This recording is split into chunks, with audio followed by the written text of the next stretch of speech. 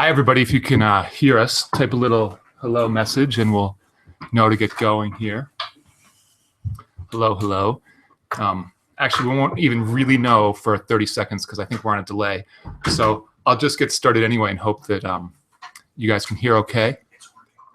I'm Dan Fox, and I'm with Brooks Witter and Karen Eifert, and we are here to talk to you guys about launching your teens, equipping them for success. And this is not going to be a boring talk because I do not want to lecture at you. Hello, Anon3887, and neither does Brooke and Karen. So we're going to be really trying to check in with each other and keep the conversation really direct and to the experiences that we've been witnessing and seeing other people go through with these kind of experiences. And one of the cool things about the webinars is if you're participating live, you can chime in with your own personal questions about situations that as they are relevant to the material we're talking about. And I think we'd be happy to talk about them if we know anything about the issue that you're talking about, which, you know, it's a crapshoot here, but we're gonna try. We got three experts. I think Yes. we can do something. Oh, hello, everybody. That's great. Thanks for all chiming in. And ask some questions to direct us as we go, like we were mentioning. I want to just start us off with this little slide of Justin Bieber. Our good friend Justin, when he was a youngster, looks so charming, innocent, wholesome, pure. If that was my child, I would feel like I had done well as a dad, right? The angels had gifted you. Success. And he has good hair. And he has, well, yeah. but probably better than whatever's under that hat. And on the right side, we see Justin slightly older, I believe drunk and being held back by his bodyguard. And as a father in that moment, I would feel like, ooh, like, did I do something wrong here? What's going on? And I feel like this is what we want to sort of dive into, and this is a nice sort of light launching point, that our kids somehow seem like they're on track in earlier phases of life. And as they go through adolescence and sometimes try to launch into that next stage after high school, it often feels like, oh my gosh, it's getting worse, not better. And we feel like they are less functional rather than more. And that can be quite alarming. And we're here to help you figure out when to be alarmed and when not to, because some of that is certainly part of what we would expect from somebody who has more freedom and is trying to figure out internal boundaries rather than the external ones that they were dealing with at a younger age. Moving on to, I don't even know what the next slide is. Let's check it out. Shift right. Shift right. Oh no, you got to press the screen. Okay. All right, technical. Ladies and gentlemen, wizards. Here's our next slide. And there we go. Now. Okay. Oh, Piaget. Bonjour. Bonjour, Piaget. So one of the things that I think is helpful to just kind of understand is what's going on with the brain when our kids are becoming adults, because it's not just their body that's going from kid body to adult body, but their brain is going from kid brain to adult brain. And that means that for the first time, when we look down at that last bullet point, formal operations, abstract thinking, for the first time in their life, they're able to really conceptualize things in a much more complex way. They can imagine what their friends might be thinking of them. They can wonder how what they say is going to impact the group in a way that's much different than when they were younger. That part of their brain that can conceptualize deeply is now lighting up more and more. And one of the things that happens is that there is sort of a hyper focus on identity, and in particular social identity and social status, because this is the first time that we can really start to air those things out. So they need to kind of go into there and figure out how to understand these new ways of thinking, because they're suddenly online and they have to reckon with them. So where it may seem to us like, oh my gosh, they're going backwards, or they're obsessing about their peers instead of being focused on their Spanish test, some of this is really important to figure out how to make sense of this part of their brain and their new ways of thinking, because they cause a lot of anxiety when they're not really processed and navigated through in a healthy way. And Dan, are there certain reward centers that fire up when new systems in the brain come online that they want to that we're sort of naturally gravitating to try out these new systems in terms of social, like if that kind of social assessment is coming online, I'm guessing there would be sort of a reward center. Yes, reward pathways. And the reward centers, I think, when they're activated, are great for our kids with social stuff. But one of the things that I think is also significant is the threat detection system, Yes. which now that they can sort of imagine more things and think more conceptually about social situations, a lot of those thoughts feel threatening, and they're much more anxious much more frequently. So we'll see this when kids start up 9th grade, or when they're finishing high school and now it's time to, should we go to college? Should we get a job? This level of newness and new thoughts about what might be happening creates a lot of anxiety because we don't know how to deal with it. It's not familiar enough to be able to be relaxed about it. So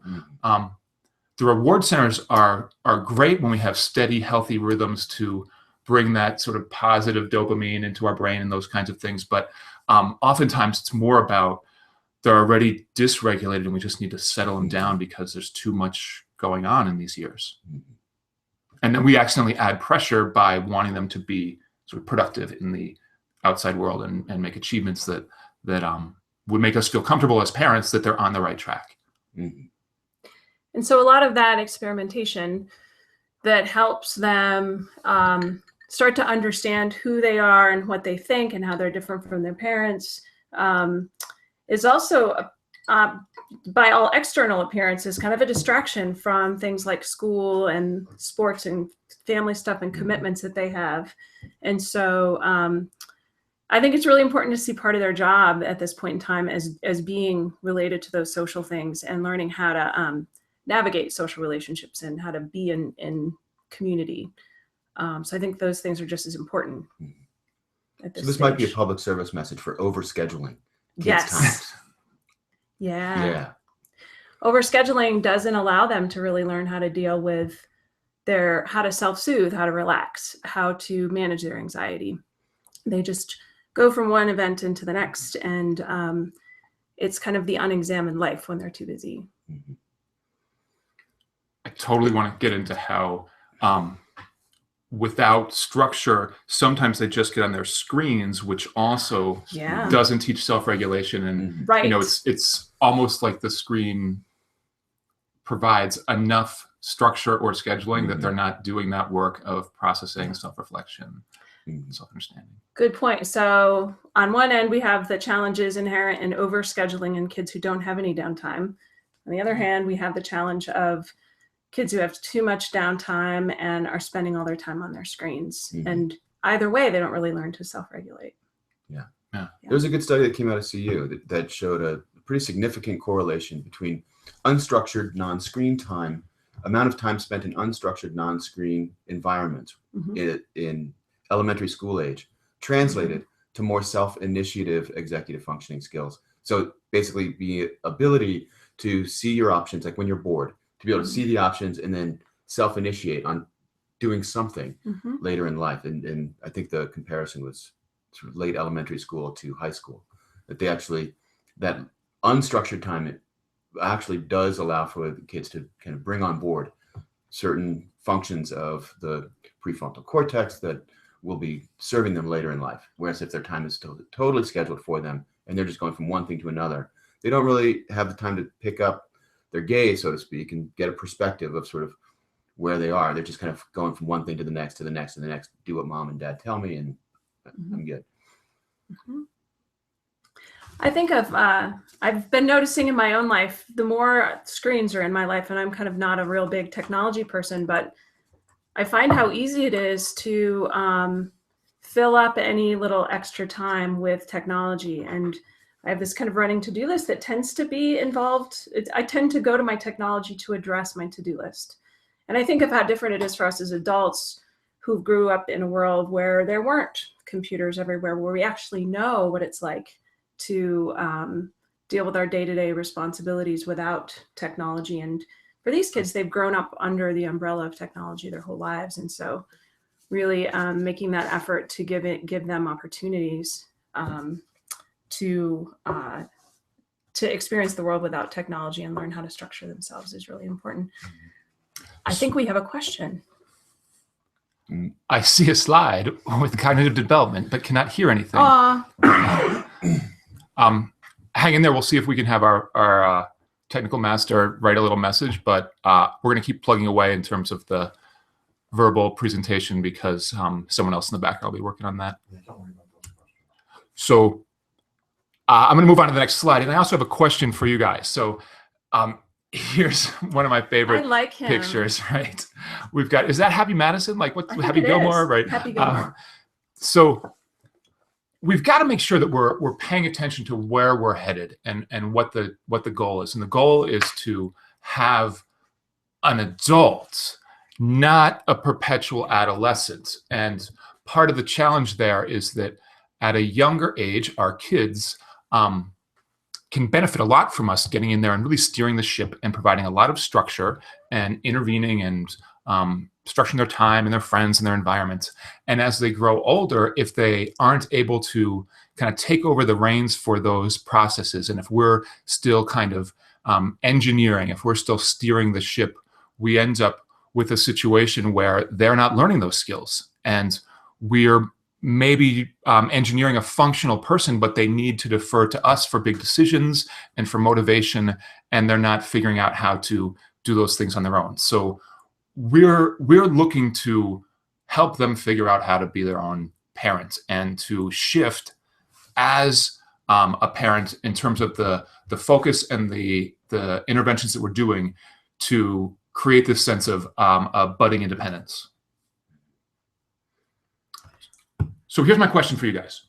If I'm like a 20-year-old kid and I come into your office and I say, look, I don't really need to be here, but my parents, my mom and dad, are stressed because they think I'm not doing anything. And I feel like what I'm doing now is fine. And that last year when I was doing what they wanted, which was school, it stunk.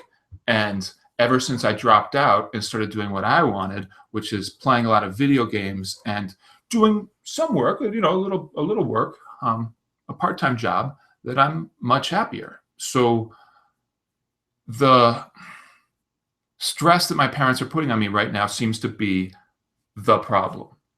I feel like I'm launched. What would you guys say? I would say that's a really good question, Dan. Mhm. I'm thinking. I'm looking at, it seems like, I'm guessing that the parents would be supporting this kid financially on some level if he's only working a little bit and spends most of his time playing video games and kind of doing the things that his still adolescent brain is super captivated by.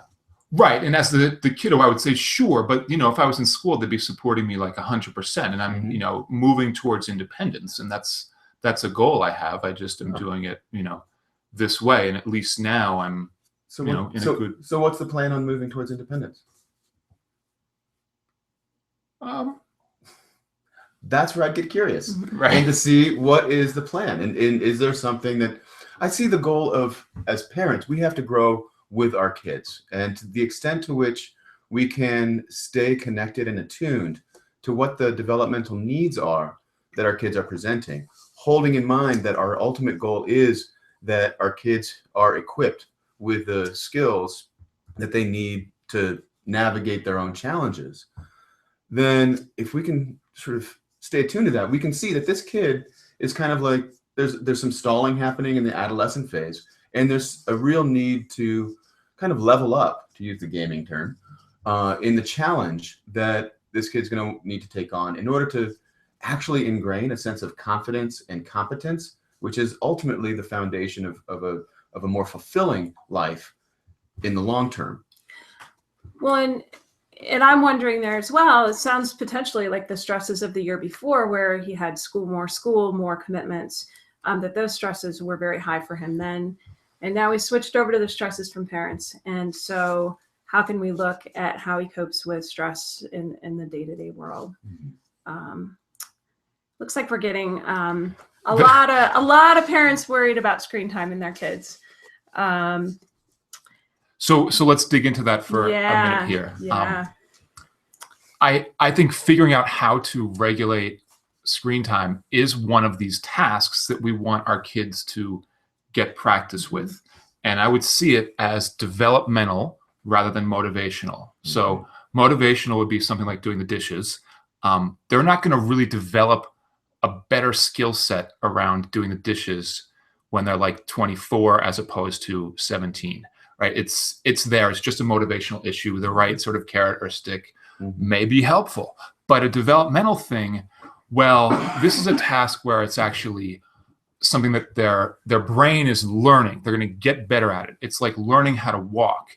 We don't just find the right carrot or stick for a 6-month-old kid to get them to walk. They just need practice, practice, practice. And they're neurologically developing the structure that supports those motor skills. At this age, something like regulating around the transition from screens to work time, or that ability to delay gratification, that is right in their developmental wheelhouse. They're supposed to be practicing this. So we're not expecting that one magic intervention or threat or turn off the machine at this time is going to do the trick, because that actually won't give them the practice to develop a mastery over these emotions and feelings when they come up. So it's that structure that will give them a little wiggle room, a little sort of looseness to be able to try to mess with it, but also some awareness, some increasing awareness about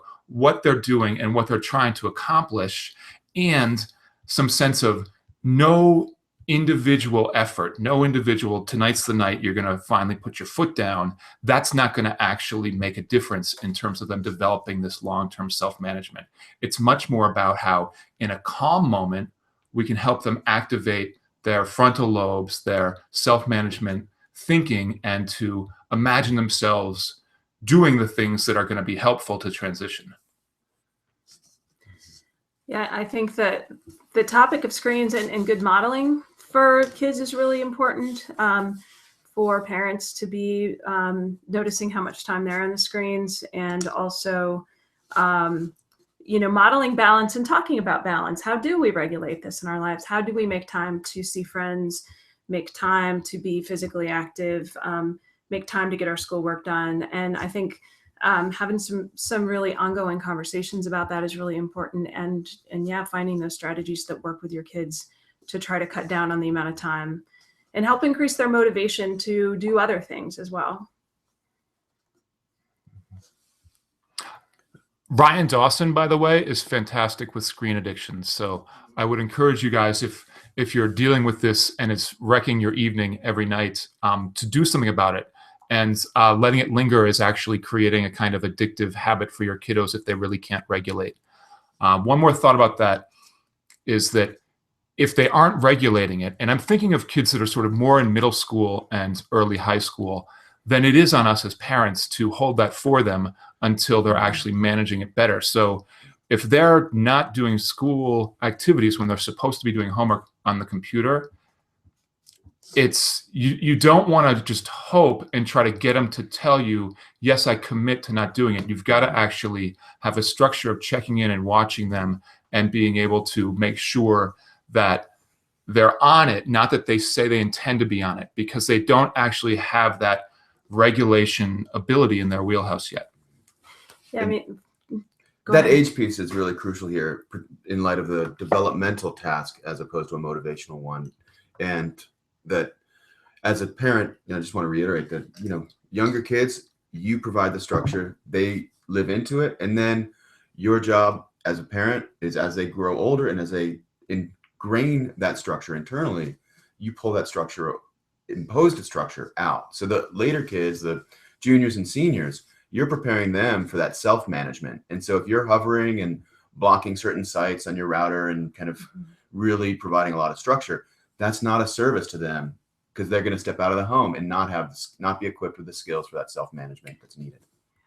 I would do a final plug for educating yourself about what's out there and what can be done, because there are a lot of different settings, a lot of different things you can do, and a lot of different things that they can be doing that you have no idea they can be doing. And so finding somebody, whether there's someone at your kid's school or in the community that can help you understand what your options are to help, help put those external controls in place as your kids are, when your kids are younger, and help weed them away and help your kid to be more moderate in their use as they get older. Nice. Oh boy. Okay. What do we have here? We've got the amygdala. So the reason why we're bringing this up is because we were mentioning a little bit earlier about that alarm center in the brain, and the trick with this part of the brain and how it affects our budding adult is that anything that feels unfamiliar or is a reminder of something bad is going to trigger this alarm center in the brain. It's not a decision like we might decide whether or not to, walk or bike. It's much more of this unconscious process where if the stimulus, either conceptual or sense perceptions, is unfamiliar, we're going to be a little guarded and alarmed just as a survival mechanism. So the double problem that we have in adolescence as our brain is developing all of these new ways of thinking and experiencing the world and experiencing emotion is that there's going to be a lot of new thinking and new emotions. Those are unfamiliar, and we're going to have this basic kind of guarded feeling towards the whole thing. So social experiences become more anxiety producing and feel like more of a threat. Consequences for not doing well on something feel more problematic. And it's very hard for teenagers to kind of regulate this stuff where, we might feel like, well, what does it matter if you go out after the Fairview football game to your friend's house for X when you've got the ACTs tomorrow morning? Like, let's get our priorities straight. But somehow the social experience or the consequences of doing that are feeling really threatening, and they don't know how to regulate that because it's not familiar. It hasn't been processed enough as an adult brain. They've got the adult brain now. They're capable of processing it, but it's new. So until there's more practice, a lot of this stuff just feels really uncertain. So there's a lot of that sort of hypersensitivity and guardedness, and that gives you as parents less wiggle room to be able to kind of give them feedback or ask questions because they're constantly guarded, so they're going to feel defensive more quickly. Which I think really speaks to the benefits of parents being really aware of how their energy is impacting their kids, how their anxiety levels, their expectations, anger, that sort of thing, how much that shuts their kid down or helps them to open up. It really, I find that kids do so much better when they know that they can tell you something and you're not going to freak out. As soon as they sense that an adult is going to get freaked out, super anxious, dysregulated, they often aren't going to share. They're not going to talk. And, because of that very fact that they're experiencing all sorts of new things and trying to make sense of their world and have this amygdala that's kind of going crazy, it's really helpful for them to have some really solid people who can be really calm and well-regulated to kind of help them navigate it. So being really aware of your own process, I think, is really important. Oh boy. I don't really want to read down this list, but this is just all the bad things that kind of happen when that alarm mechanism is triggered. And it's really only bad if it's a mistake, right? If there isn't an actual physical threat. And that's the problem of our kind of new adult brain, is that there's a lot more that feels threatening, that's emotional, that's psychological stress.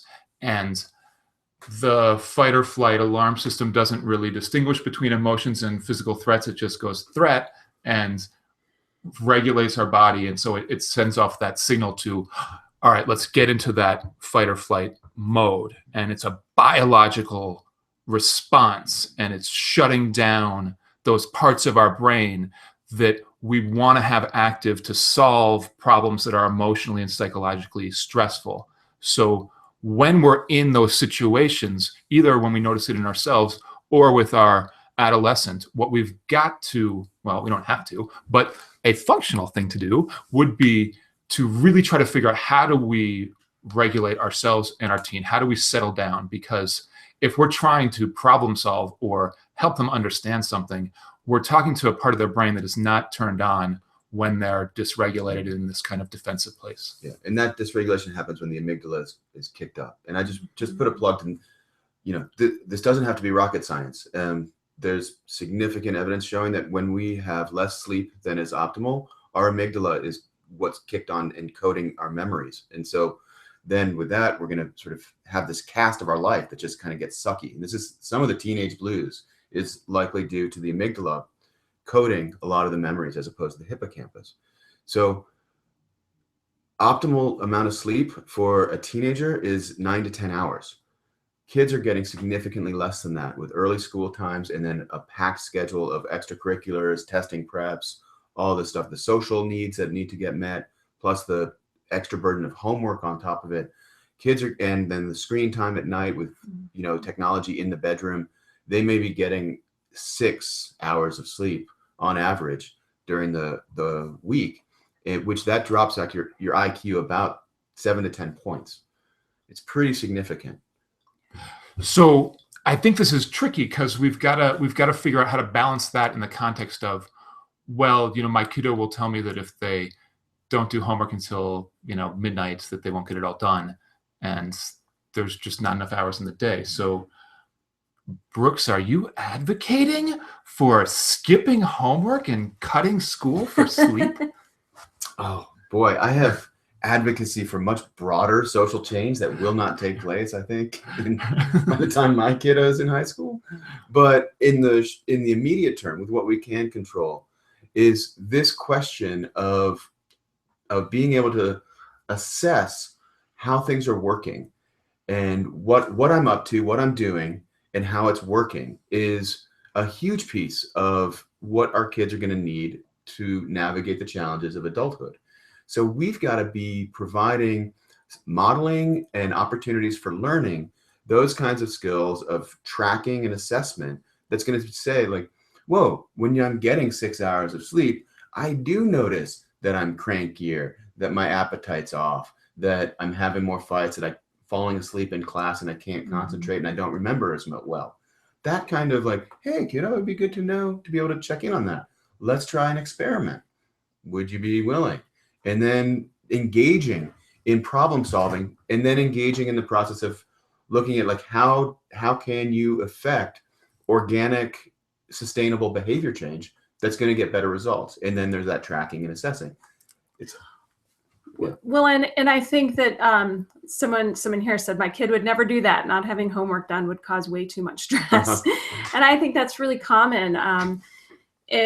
And part of what is really easy to do is to get into kind of lecture mode with kids and tell them what they need to do and educate them about the things that we as adults know that they don't know yet. And I would just suggest a shift, which is more of a kind of discovery process with them, helping them to kind of comb through like, so what happened yesterday? What happened with the homework? And so how much sleep did you get? How do you think you did with that?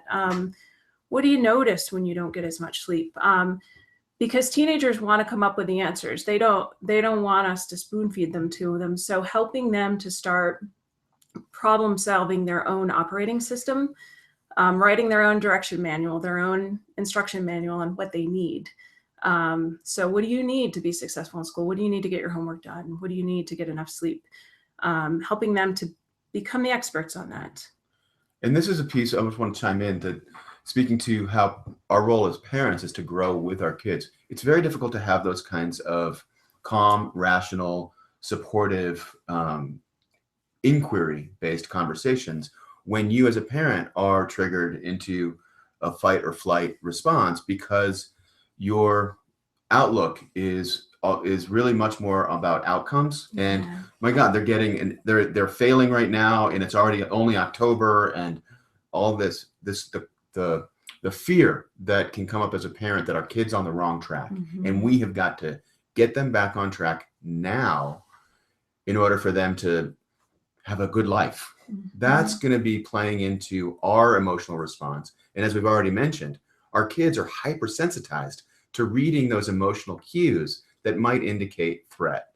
And then we're going to get into a power struggle, and it becomes emotional, and we go into our lizard brain, and really no growth happens there, just protection. So it's vital that we as parents do our work on learning how to regulate our own emotional stance and deal with our own fear and anxiety about the outcomes of our kids, so that we can actually engage in a process with our kids that's much more supportive and much less combative. Yeah, we're a real outcomes-based society, and I look at the pressure with the parents that I work with, and the pressure from the other parents on the football team, the other parents that they know what kind of grades is your kid getting, what kind of schools they're going to go to, and parents are expected to be far more active in kind of pushing and coaching and making than they used to be, and I think the point that Brooks made is a really important one, that actually what you're wanting at this stage is to grow a kid who is able to be resilient and competent. And sometimes that requires learning the lessons instead of just passing the test.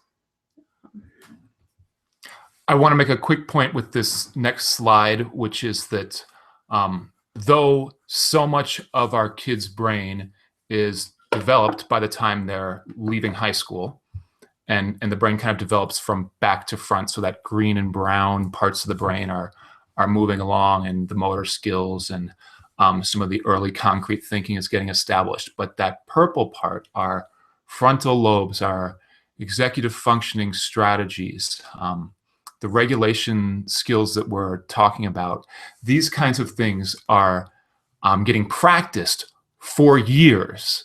And those years are these late teens and early 20s up into the mid 20s. And we are expecting that they're not going to be the finished product. The same way when our kid is just a toddler and they're toddling around, we're expecting that their physical coordination is going to get a lot better. And it's going to get a lot better primarily from practice, not from our rewards and punishments that sort of try to get them to be more immediately functional.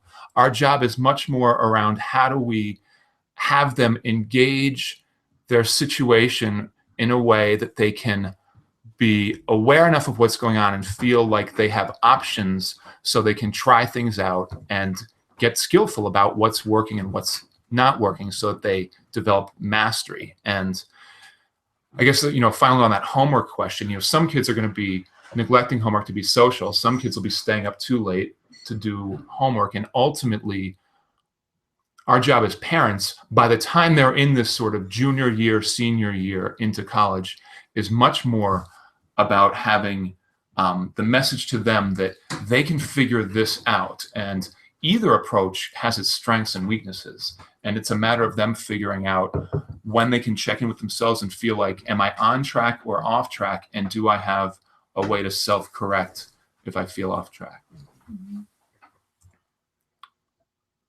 Oh.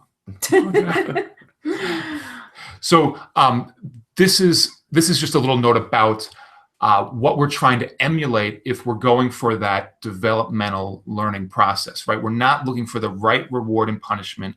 We're not going to give them a bonus of money or a car if they hit a certain thing. I mean, you can, but that's not launching somebody into independence. That's still trying to steer the ship a bit, which might accidentally get you more of a perpetuated adolescent situation. So why do we love gravity? Because gravity is really good at teaching somebody a developmental skill. It's consistent every time, never takes a day off, never gets mad, never is like, oh, I feel bad for you, so I'm not going to knock you down this time, nor do I feel frustrated, so I'm going to push you down a little harder. It's just super, super, super consistent. And that practice over and over and over again that those little kids get works. And if we were, as parents, responsible for rewarding and punishing our kids to get them to figure out how to walk, they would have walking disorders, right? We would mess up what is a natural learning process. And I think a lot of the things that we want for our kids they kind of want too. They just sort of see the world and their priorities a little differently. And if we create a structure where we're not so emotionally based on our feedback or our interventions, but it's much more like gravity, where it's just kind of this real consistent way of sort of letting them know these key messages and how they're kind of manifesting with them, that's going to get us farther. And it's a difference between that and the ooh, if I can just push them a little extra right now, I might get better results. No. We don't want to have that sort of flurry of activity or disactivity. We want much more consistency at this stage in the game, at the launch point. I always say for parents, the idea, for any of us, the idea of working smarter, not harder is something that is great to aspire to. And the power of natural consequences, the power of, when you behave in that manner, your peers get mad at you, or when you, don't get your homework done, you get a bad grade. All of those things are natural consequences that the parents actually don't have to take on and do themselves. And so actually learning to really appreciate those natural consequences instead of really always stepping in to help your kid anticipate them and not ever have them experience them. Sometimes that the gravity of those consequences is the most effective teacher.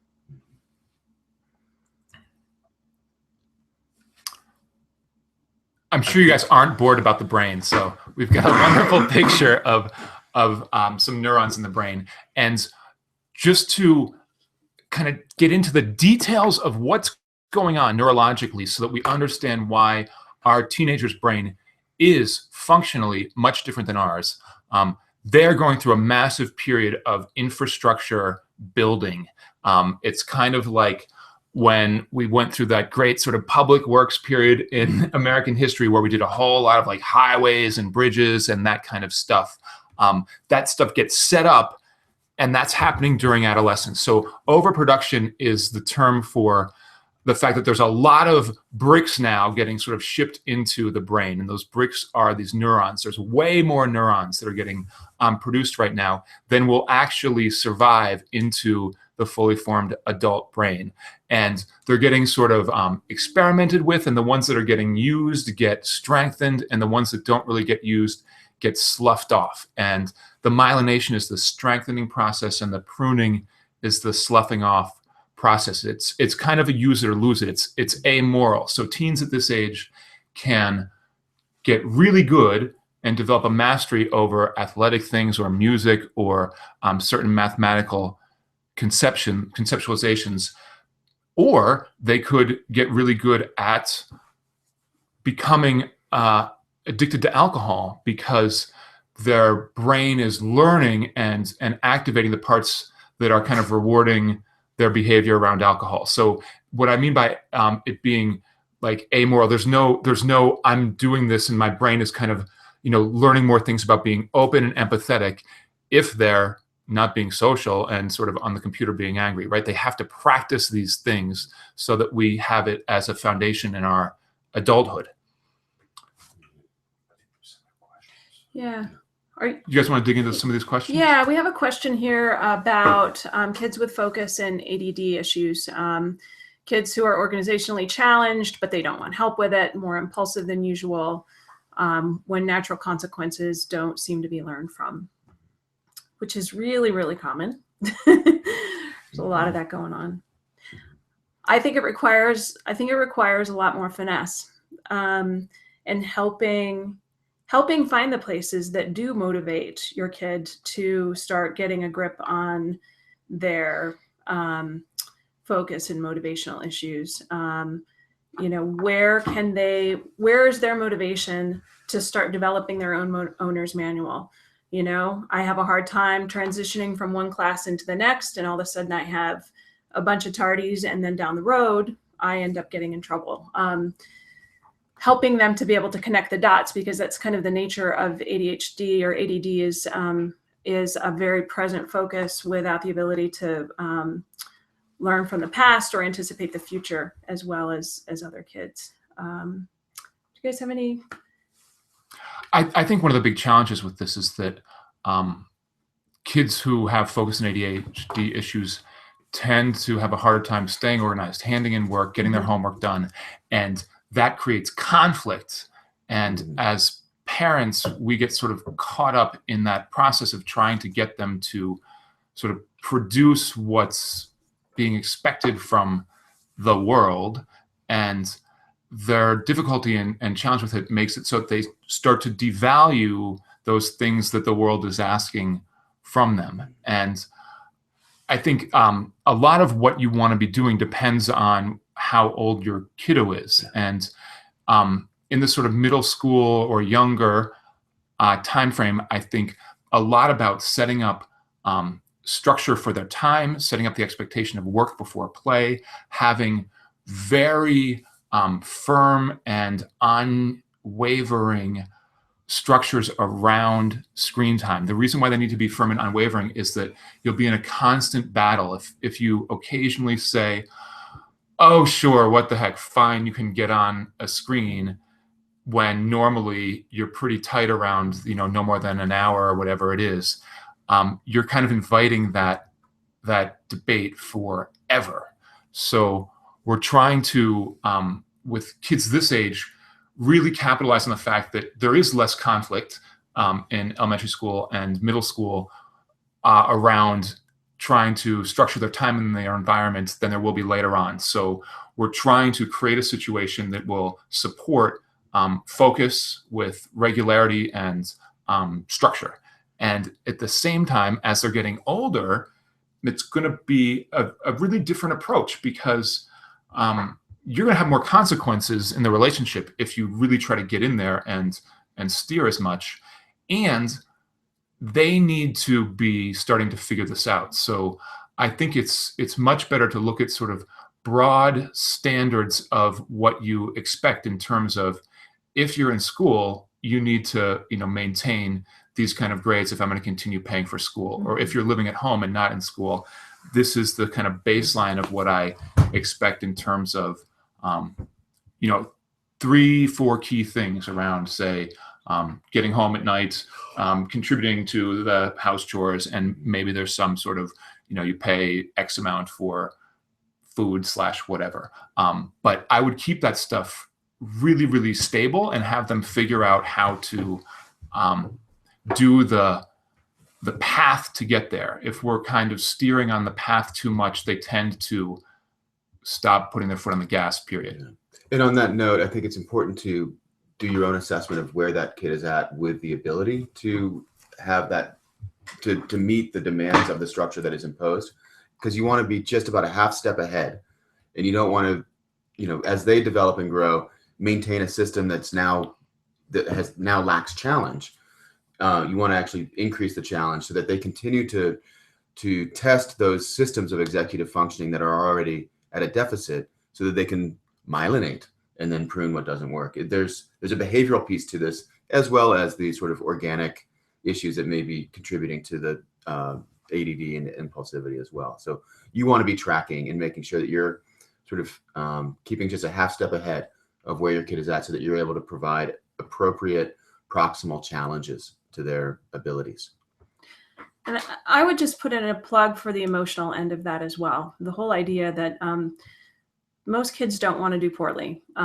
Giving your kid credit for the fact that they actually would like to be successful, and being able to kind of validate their emotional experience when they come home and they failed a test, rather than going straight in for the, how did that happen?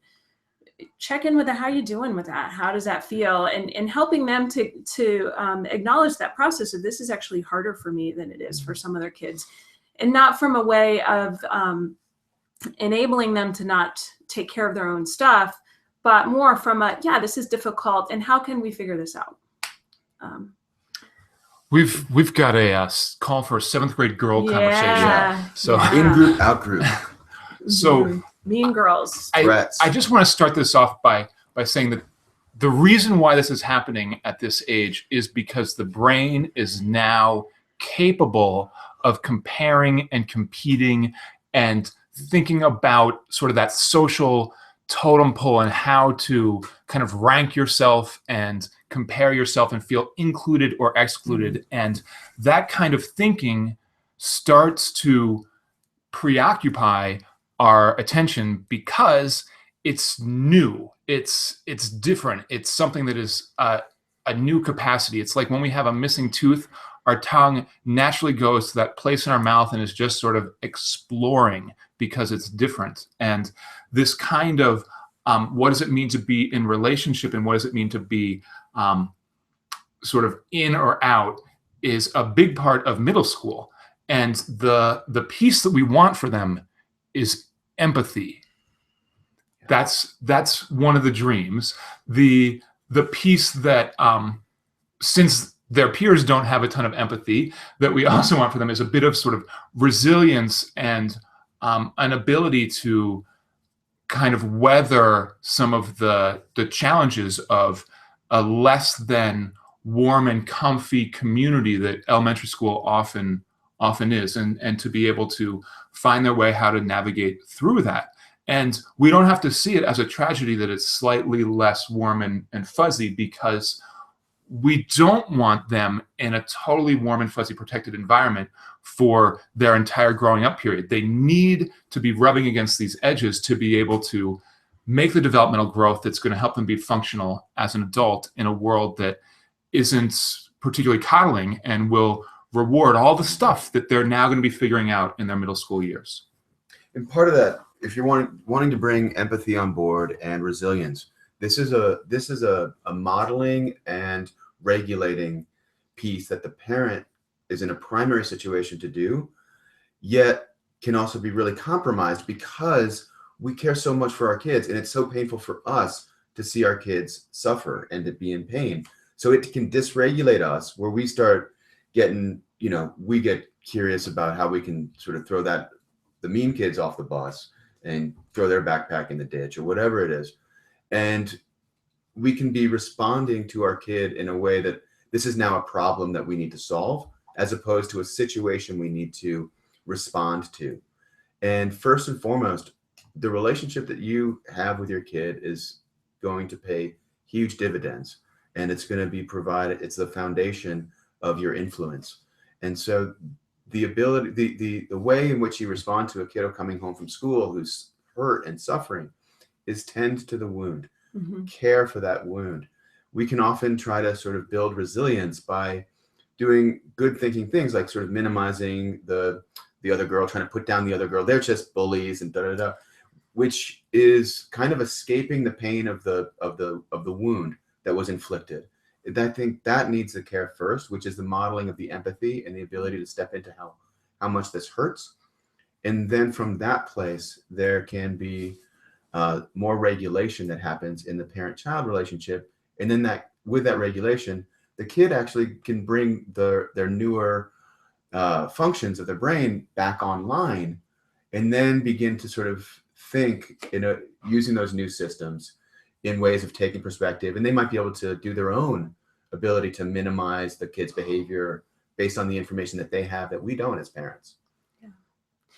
Yeah, I think that you've both done a great job kind of answering that one. I just would add, I would also emphasize the piece around having empathy, just listening. And it's really challenging. 7th grade girls can talk a lot and it can get a little bit old, but kind of listening and in hearing the threads of places where you can ask your daughter how she wants to handle it. I think that tendency to want to go in and rescue, and especially when you hear the stories on the news about mean girls and how extreme bullying is getting, I think those might be good times to check in with the school. Check in and find out what it really does look like. Not from a like, hey, I'm pouncing in here to like, get this kid kicked out of school, but for like hey, I'd love just a double check to see what this looks like, because you as a parent, want to know that your kid is protected enough. And it's really important for kids to be able to learn to navigate conflict in life. And I think the one thing I see as being missing from the bullying movement, I hear kids talk about bullies all the time, is kind of the flip side of the empowerment movement. How do you teach kids to not be a victim of conflict so much? How do you teach them to have communication skills that don't make them so vulnerable to being bullied? How do you teach the self-esteem, that sort of thing? And so, I think a lot of communication and not necessarily jumping in and rescuing, but helping your child to develop, okay, so how am I going to handle this situation, and a feeling of competence that they can.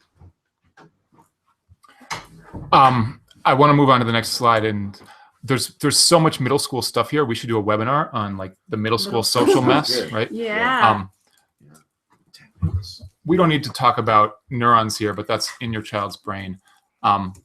And we will address that question about the middle school boys real fast. So, so here's a little quote that may be challenging for us as parents, that may be informing part of our not 100% skillful responses, is that our kids, we are their models. And when they're really young, they're very impressionable. They're sort of looking up to us, that statement that, when they're kids, they see their parents as gods.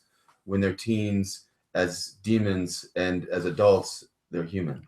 There's this piece here, this transition in adolescence, where the kid is really developmentally required to seek out some territory that is their own, that is unique to them, that is separate from the family of origin.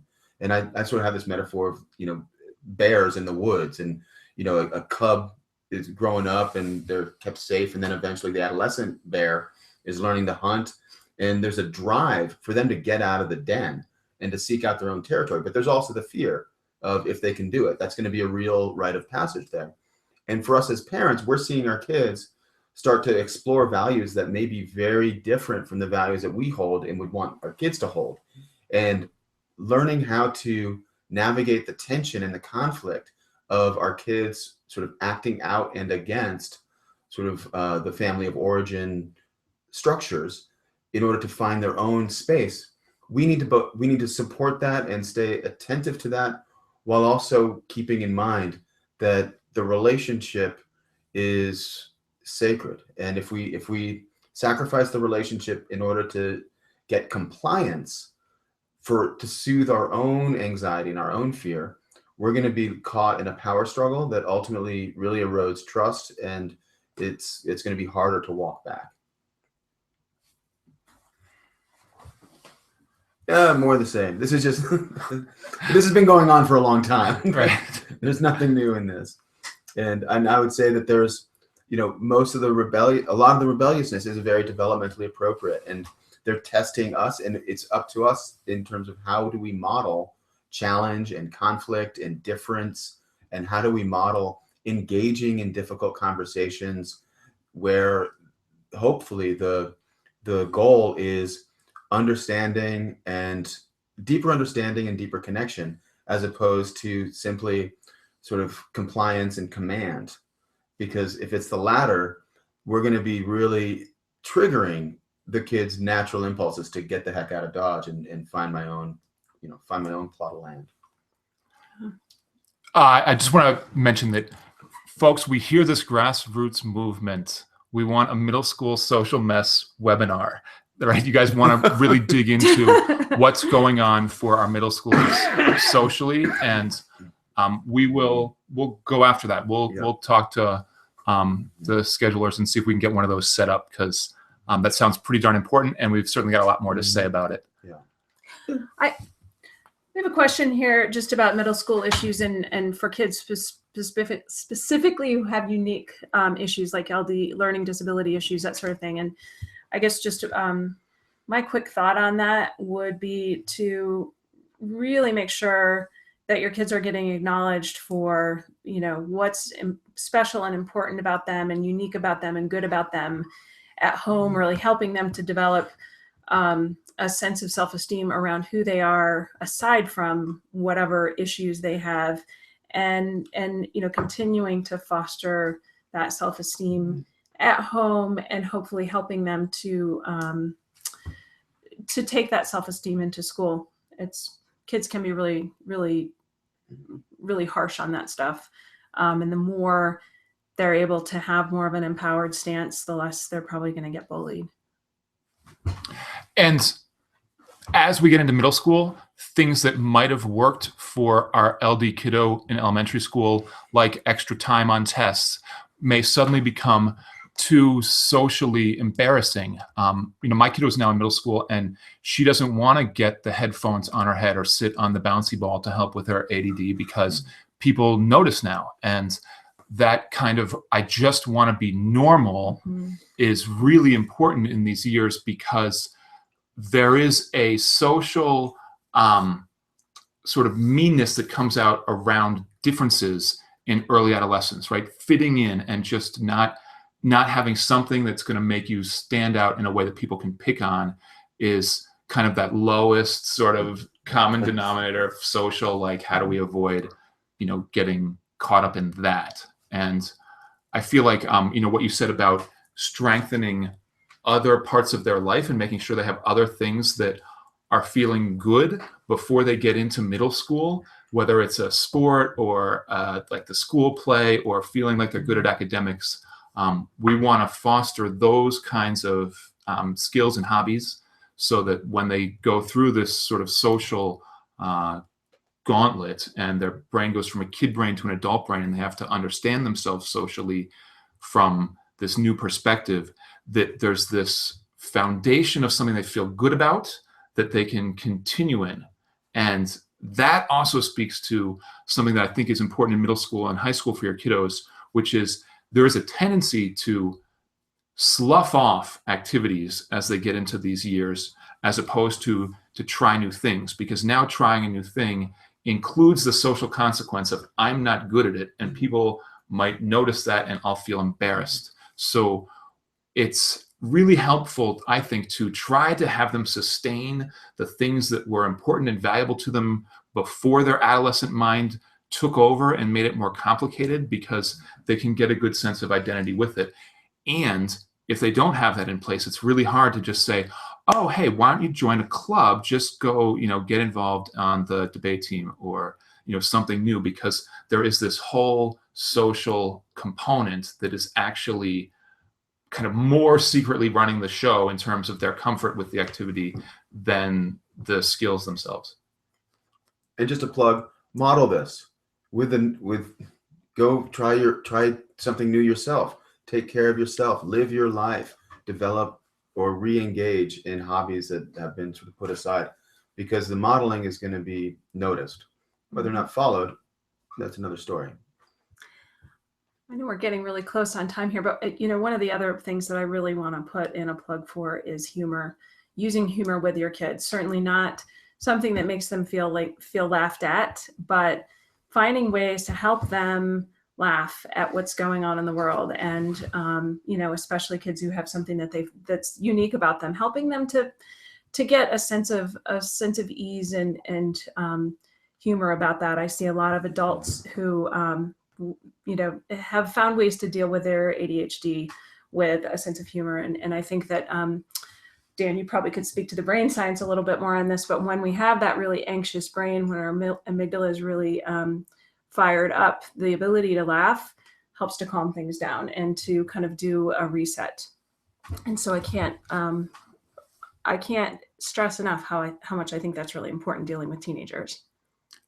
I really appreciate that you guys have asked a bunch of questions, because this slide presentation would have been super dry without your redirection and input. And I'm clicking through these now so that if you're an overachiever, you can go onto our YouTube channel, Boulder Psychological Services, and you'll be able to see some of the slides and most of these pictures, because I think some of them are pretty funny, right? Here's cool. Here's our kiddo.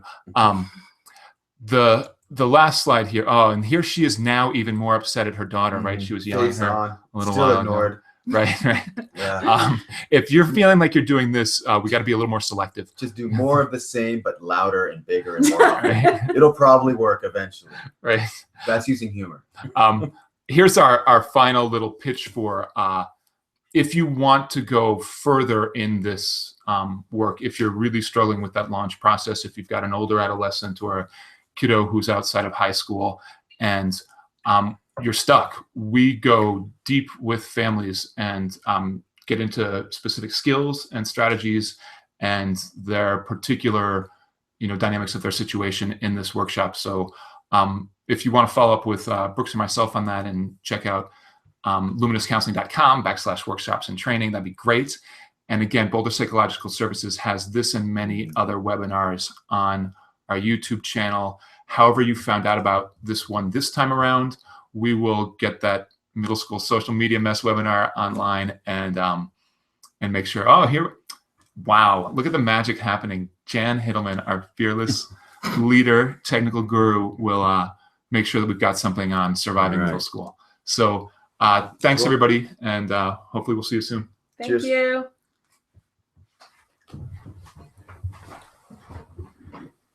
Don't start swearing.